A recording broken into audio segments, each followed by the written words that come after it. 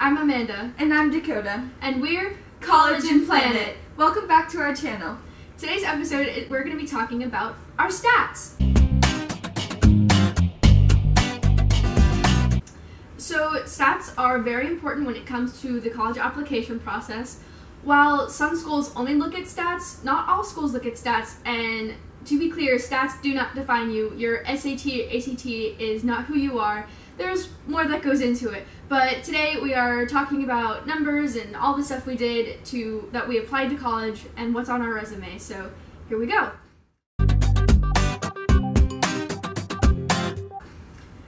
My SAT super score, that means the best parts of all the tests I took for SAT combined, was a 1350. My highest reading and writing was a 670, which I got the first time, and then I took it a few months later after I took statistics.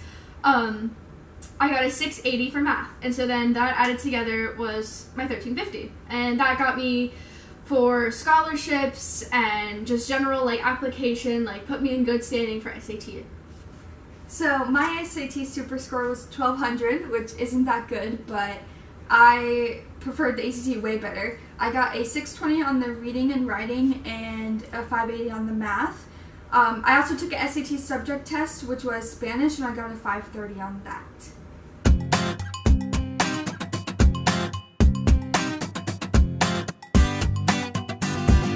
So the PSAT, all sophomores at our school were required to take that at least once. You could take it again to get national merit. I didn't, but my PSAT I took once and I got a 1220.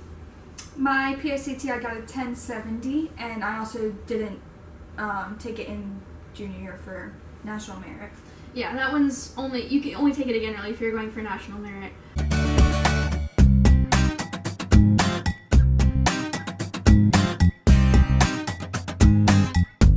My ACT, I think I did a lot better. My super score / composite, because one of my sub scores I got 1 point high or 1 point lower the second time, but it doesn't matter. So all that together was a 33, which is very good. The first time I got a 30 as my composite score, but my English was a 34. The second time, all of the others were higher. I got a 33 composite with a 35 in reading, a 33 in English, a 32 in math, and a 31 in science. So all that super score was a 33. And I think we should clarify that ACT is out of 36. Yes. SAT is out of 1600. 1600. Yeah. For my ACT, I got a super score of a 29.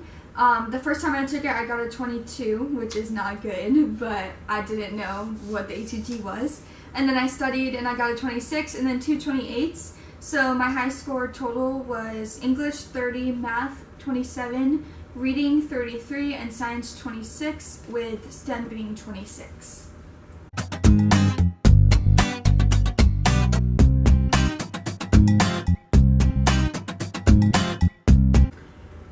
So up next we have our AP classes.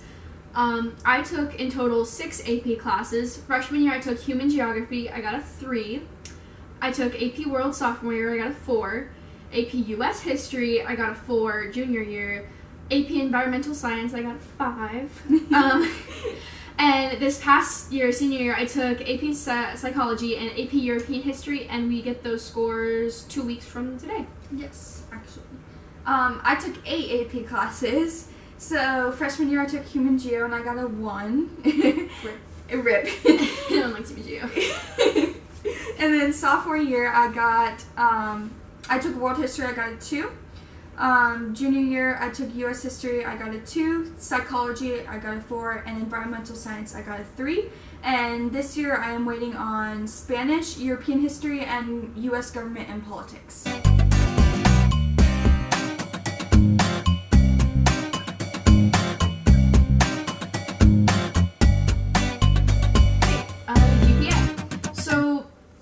The GPA, they are weighted and unweighted. Different schools and counties weight them differently. So if you see online someone has a 5.0 GPA or 6.0 GPA and yours is only a 3.9, that's because they give different weights to different things.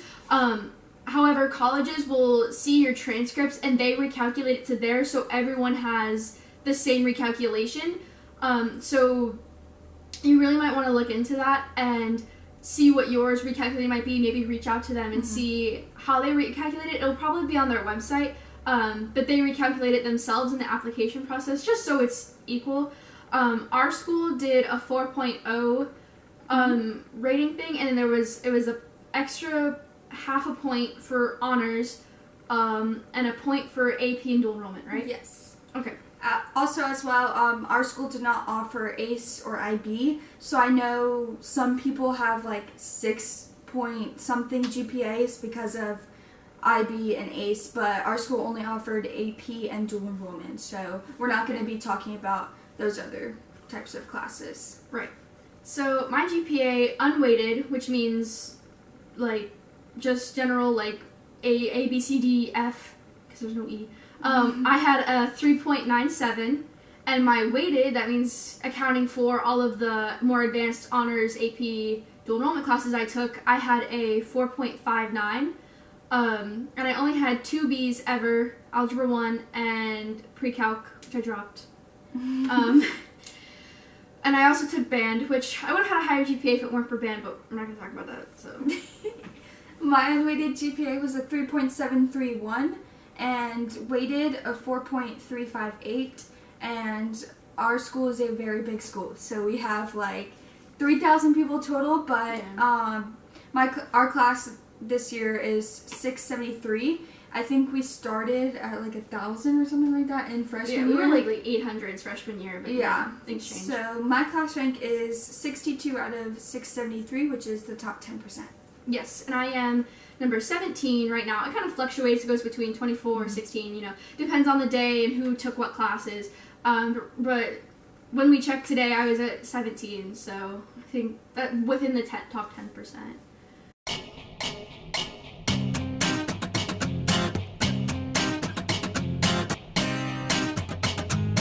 So next up we have dual enrollment. Like we said, our school did not have ACE, IB, any of that. CLEP, is that a thing? The CLEP? I don't think so. No, we only had the two like extra stuff. So I took around 13 classes. I think I counted them right. I got all A's, so my dual enrollment GPA was a 4.0. I took like your basic English. I did take sign language for fun. I took stat. And that's a good way to really get ahead in your general education classes and what have you. So everything that you'll have to take the first couple years of college, you can start taking in high school, and they're decently easy. Like college algebra is just basically algebra 1 and 2. So highly recommend dual enrollment. It's not hard as long as you have time for it in your schedule. And even you can take stuff online or over the summer. It'll boost your GPA, which looks great. And it just gets you ahead in college, and that's less money you'll have to spend down the road. I also recommend it, highly recommend it. I also recommend starting really early. For us, you could not start in 9th grade, I believe that's right? Yeah. So I started summer after 9th grade, the first summer semester, and I've taken about 9-ish classes, which has saved me so much help now that I'm creating my schedule for college, because I don't have to take those core classes that are required, and each class is like $300 to more money. Yeah. So like it's all free. At least for our school, it was all free dual enrollment. So I highly recommend doing that, and I did all online. It was super easy, super quick and simple, and I got all A's and B's. So yeah, and dual enrollment, you tend to get some more resources you don't normally have in high school. So there's like, what was it called? The ASC lab, right?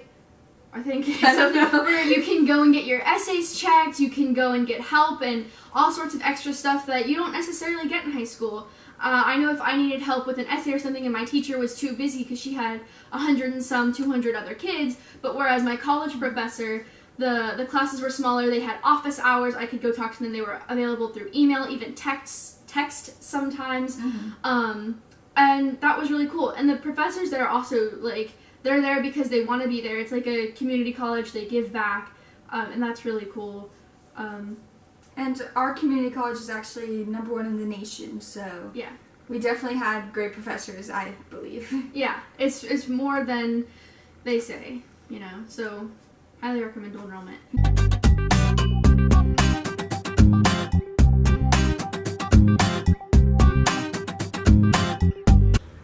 Okay, so next we'll be talking about extracurriculars. These are what are going to be building your resume or whatever you put down when you apply to your college, or even to your job, you know. If you're applying for jobs in high school, which you can do. Anyway, so they're going to really give an insight into who you are, especially if there's no essay or anything, which sometimes essays are optional, or they say no essay or yes essay or whatever. So they're really going to show what you've done in your spare time, who you are, what you are about, more or less. So these can be clubs, they can be activities, stuff you do for the community, volunteer hours, etc., etc., etc. So my extracurriculars, I'll start with the big one, band. I did band for all 4 years, concert and marching.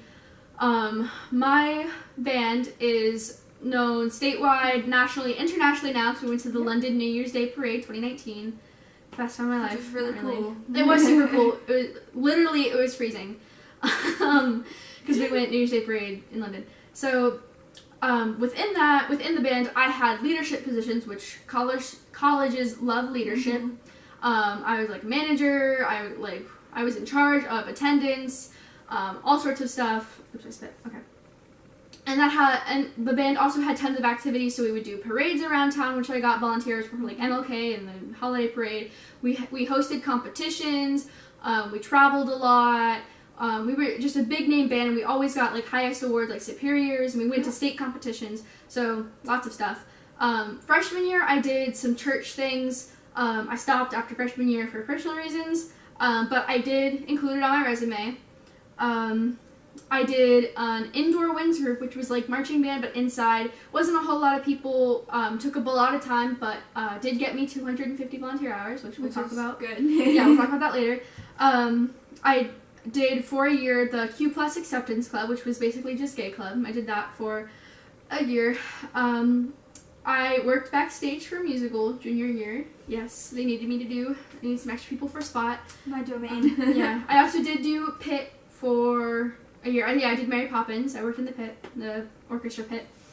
I participated in Green Team, one of my favorite things. That's basically just our environmental club at our school.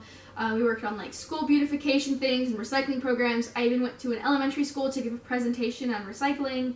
That was pretty cool. And I have done, I am doing Palm Beach for Planet / climate activism. So with Palm Beach for Planet, we do climate strikes, we do beach cleanups, talk about the importance of voting, lots of stuff, and that I have been doing this past year. I love it so much. We love Palm Beach for Planet. I even got Dakota into it. So all of those things have helped kind of buff up my resume and kind of round me out. Not only am I studious, but I'm involved in my community and et cetera, et cetera. Mm-hmm. So those are my extracurriculars. Okay, so I'm going to start with my big thing as well. I was a part of drama troupe. I have been a part of our school's drama program. Like, we had a summer camp for kids since I was 4. And my aunt was also in the drama troupe, so I've been with drama my whole entire life. 9th grade, I was not in the drama troupe because I didn't audition, but I was still in drama. But drama troupe is a competition acting troupe. We host acting competitions. We also travel to Tampa for states every year. It's a whole lot of fun. You meet a lot of people, and you have the same class with like the same people for 3 years in a row. So those people really become your family. With that, I have held leadership positions, which colleges really love to see. Yeah. Junior year, I was junior representative, and senior year, I was publicity manager. I was also part of Green Team, and one of the activities that I focused most on in Green Team was we did a movie showing, A Plastic Ocean, which was bringing community awareness to how much plastic is really in the ocean. Which I think it's on Netflix right now, so go hit that up. Oh, it is? I think so, yeah. Dang, I need to watch it. I was also a part of Sad Dare my 9th grade year, which looks good on college resumes because it's about, like, drinking awareness, stuff like that. She also got me into Palm Beach for Planet, and we are getting into law now, which is like super exciting. Oh yeah, and go hit them up on Facebook, Instagram, Twitter, PB for Planet. The number 4. Yeah, number 4. I also volunteered at the V&A thrift store, which is our local thrift store. All the proceeds go to the hospice house. I own my own business, Coda's Cookies. So good. I love baking. It's like one of my hobbies, so I have that, which really shows leadership. Like, that's how I got multiple of my scholarships, because they were impressed that I started my own business, which is pretty cool. I also had an internship at Page 2 Design, which is an interior design firm. That was when I wanted to be an interior designer, and I am also a supervisor at my job, Majestic 11, which is a movie theater. So, as you can see, I'm very much a leader, so that looks really good on college resumes.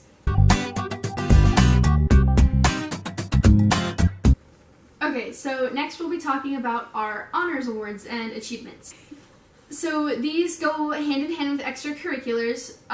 They just show like your, how do I put it, like achievement level. So while you can have like a pretty good GPA, pretty good SAT, and sure you might have a job and stuff, honors awards show that like you've been recognized, like special clubs that you've been in. So I'll tell you my honors awards. First up is Pride of the Tribe, top 10% thing. It was this honor ceremony our school would have to honor either, the name changed, so they honored either like the top 10% of the grade. I think in the last year it changed to 3.5 unweighted GPA and above. So I had that all 4 years. It was a great ceremony. You get like a whole plaque and stuff, or certificate. I was a part of National Honor Society, was inducted sophomore year, because that was when our school did the inductions, was sophomore year. I had that all 3 years. I was a part of Tri-M Honor Society, which was basically just kind of NHS for music people. Tri-M is tri music, like 3 music, so it was band, choir, and orchestra. Not troupe, because not all troupes do musicals. Yeah. Our troupes does musicals, so. But yeah, so Tri-M was pretty cool. It was the first chapter, the first year of our chapter was this year that we got a new associate director, and she brought it in. So that was pretty cool. Got to do some stuff in the community, like going to nursing homes and caroling and all sorts of stuff. And that got me a pretty pink cord for jealous. So then I had AP Scholar with honor. So there's different levels based on AP classes you take. So how many you take and what the scores average out to be. I think AP Scholar with honor, you can fact check me on this, I'm not totally sure. At least 5 AP classes that average out to a 4. So you add up all 5 classes and then divide by 5 and a score of 4. Yeah, and average out to a score of 4 on your exams. There's like the AP Scholar with distinction, which I think is like 8 AP classes with an average of 4.5. You can look it up. It's on College Board website, and if your school offers AP, it should probably be on your school's website as well. And then I also received various band awards for like getting a superior, holding a leadership position, like all those things throughout the year. I just kind of put that in there as a resume buffer because they weren't like, it was just kind of awards for achievements throughout the year given to me by my band. So I put it in there. Hope, like, I don't know if it really counts for much, but anything you can put on your resume that you can like really milk out, like for sure go for it. So yeah, I had multiple band awards. Okay, so I was also part of the Tribe, which is top 10%, or it literally changes every year. But award. I was also inducted into the National Honor Society sophomore year. I'm also an AP Scholar. I'm not exactly sure if I have distinction or honor. I'm just gonna say AP Scholar. Something different from Amanda is I have the Gold Seal of Biliteracy, which means I've taken 4 years of Spanish, well, at least 4 years of Spanish, and have passed the SAT subject test or the AP exam. So, I've taken 6 years of Spanish. It has been insane, but really fun, and I'm almost bilingual. I know, 6 years, anyways, but that's a pretty cool honor. Okay, so now we are going to talk about the schools that we both applied to, were admitted to or denied to. Amanda applied to very many schools. I applied to very little schools, but I knew I wanted to stay in Florida in order to receive a pretty cheap education. It's not as expensive. I mean, it's still expensive, but it's definitely not nearly as expensive as like out-of-state costs. Also, our state has specific grants and awards like Bright Futures that can cover our tuition fully throughout the years. I don't know what I'm saying. Throughout the years. So that makes it a lot cheaper. I keep saying I applied to the University of Florida, the Florida State University, Stetson University, and the University of Central Florida. So the University of Florida and Florida State University and UCF are public schools. Stetson University is a private school. I was accepted to all of them but the University of Florida. Okay, I'm going to preface this by saying I had no clue where I wanted to go the past year. Like, the deadline to commit somewhere was May 1st. I made my decision, like, April 20th. It took me forever, and I had started applying, like, last August. So it was really hard for me. I had done a few tours. Of course, half of my tours got canceled in March, whatever. Corona. So it was really hard for me to make my decision. My family had a lot to say. There was a lot of factors that went into it. You've had an insight into my resume, so you can see that I'm pretty well accomplished, pretty high achieving student, and so pretty much the world was my oyster. Like, sky is my limit. I could have gone anywhere I wanted to. I had kind of considered out of state, but I had so many dual enroll credits. I think I have close to 40 credit hours. That's another thing. Some out-of-state colleges do not accept dual enrollment. Yeah, you should courses. just assume that they don't, because each state has its own set of standards that every school has to adhere to. So if I were to apply to, like, a North Carolina school, they don't necessarily have the same standards, and so they wouldn't accept my dual enrollment stuff because they don't have the standards don't match. Also, I want to add something. Also, some neighboring states do in-state tuition. Like, I know some schools in southern Georgia do accept Florida State, state of Florida tuition. Florida State in-state tuition. So, like, I know Valdosta State. That's just one that I know, and I know Kentucky and Tennessee do that as well. So, like, do a lot of research into it, because you could go out of state for in-state costs. Yeah. But then you also it's not always a possibility. Yeah, but you have to look at where the credits transfer to. Because then if you look at AP, AP can go pretty much anywhere. They're like a worldwide corporation, so College Board is a worldwide corporation, so AP credits go anywhere, but dual enrollment not necessarily. And same with IB and ACE and etc. So look into that to see where you want to apply and see if it's really worth it. So with that in mind, I knew I wanted to stay in Florida.